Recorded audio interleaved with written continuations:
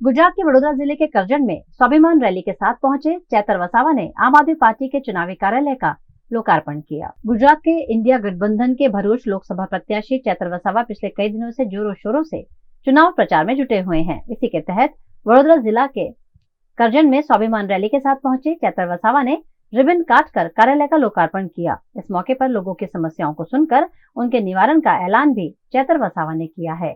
इस स्वाभिमान रैली में आम आदमी पार्टी के कार्यकर्ताओं के साथ साथ कांग्रेस के कार्यकर्ता भी बड़ी संख्या में शामिल हुए। करजन के विभिन्न गांवों में ये स्वाभिमान रैली घूमी, जिसमें बड़ी संख्या में समर्थक जुटे। विधानसभा मध्यस्थ कार्यालय आज ओपनिंग अमे करी छे। चूंटणीओ आवीने जशे पण आ अमारुं कार्यालय कायम माटे लोकोनी समस्यानुं समाधान माटे आ कार्यालय अमे बनाव्युं छे। साथे साथे जेटली पण योजनाकीय माहिती आपवानी हशे અને લોકોને અઠવાડિયામાં એક દિવસ આ કાર્યાલય પર હું પોતે હાજર રહીને લોકોને મળવાનો છું।